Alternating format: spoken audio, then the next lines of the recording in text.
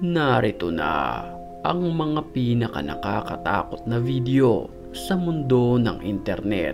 Pero bago tayo magsimula, ay panatilihin mong nakasubscribe ka sa channel na ito. At sa hindi nagsubscribe, ay dadalawin kayo ng masamang espiritu. Kaya't kung ready ka na, ano pang hinihintay mo? Tara na! Ha ha ha ha ha!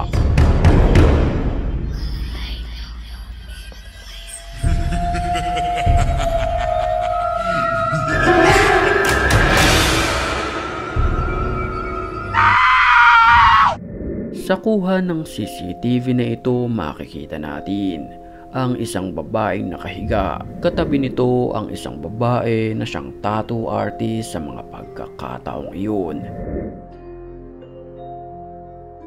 Sa kanang bahagi ng babae ay bigla na lamang gumalaw ang lamesa. Dito'y napaatras na lamang ang babaeng tattoo artist dahil sa kanyang nasaksihan.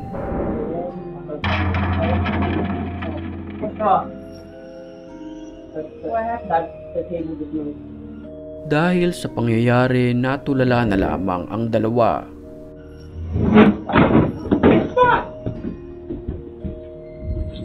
Nang walang ano-ano'y, bigla na lamang gumalaw ng kusa ang nasa kaliwang bahagi ng babaeng nakahiga.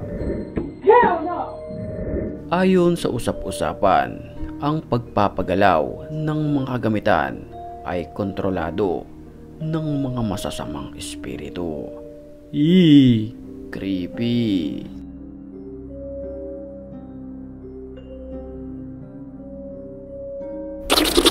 Sa video naman na ito, isang babae na estudyante ang nag-viral sa internet ilang buwan nang nakakalipas matapos di umano saniban ng masamang espiritu ang babaeng ito.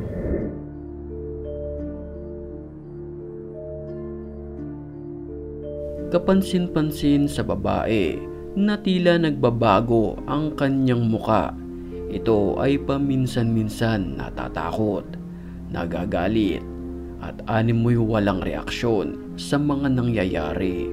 Ito ay malinaw at senyales na may masamang espiritu na pumapasok sa babaeng ito. Mapailang beses din itong sumigaw habang hawak ng ibang estudyante dahil nagpupumiglas ito.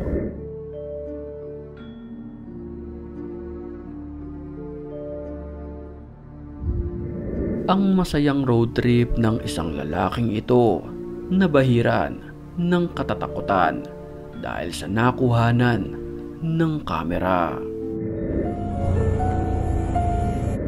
Pansinin natin ang side mirror ng motor na ito na tila may isang muka na sadyang nakakapangilabot ang kanyang itsura.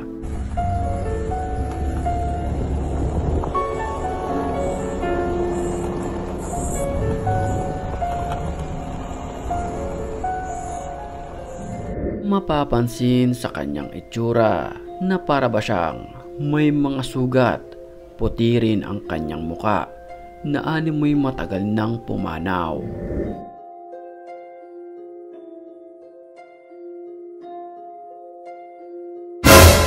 Bago tayo magpatuloy sa mga nakakatakot pang video, sa puntong ito'y batiin muna natin ang mga certified matapang.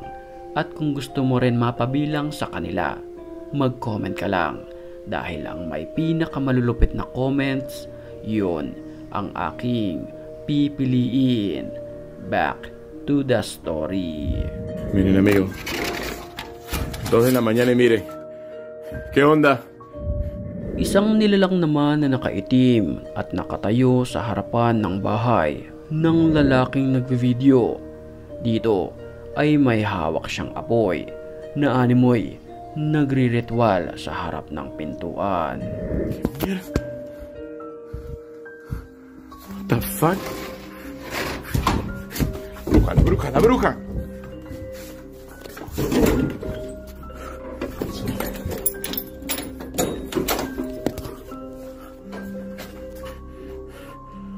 Dahil sa kanyang curiosity ay lumabas siya ng bahay, pero bigla na lamang nawala ang nilalang ng parang bula at ang tanging naiwan lamang ay ang apoy na hugis bilog.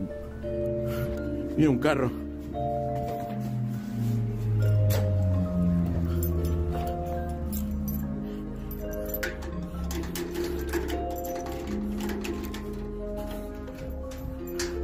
No.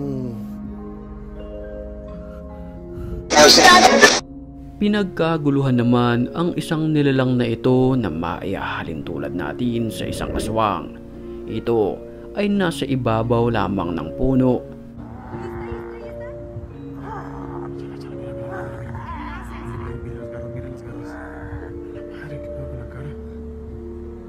¡Bájate!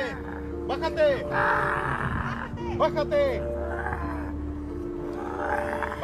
Mapapansin din sa kanyang mga kilos na para ba itong galit, pati na rin ang kanyang boses na para bang gustong manakmal ng tao. ¡A la madre, güey! ¡Está bien fea, güey!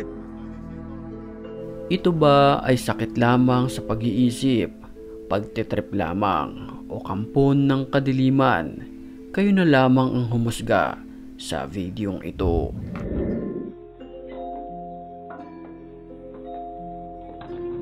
Sa video naman na ito nakuha mula sa bansang Japan, nakakapangilabot ang inyong masasaksihan.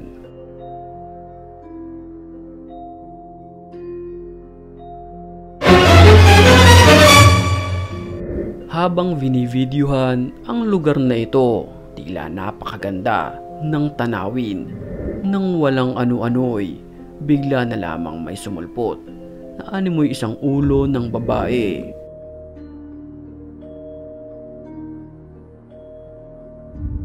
Sa doorbell camera naman na ito, kitang-kita sa video ang pagsarado ng pintuan ng kabilang kwarto.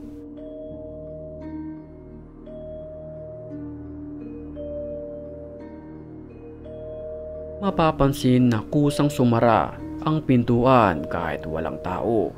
Ang hindi nila alam, ito ang nakunan ng kanilang CCTV. Isang animoy muka na bigla na lamang sumulpot sa kamera.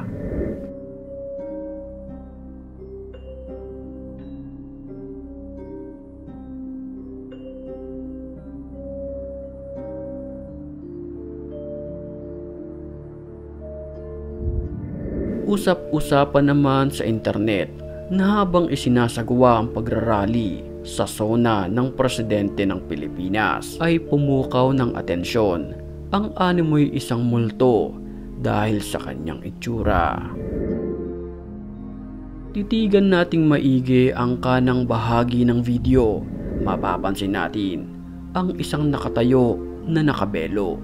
Ito ay naiiba sa mga ibang kasama nito dahil sa kanyang muka.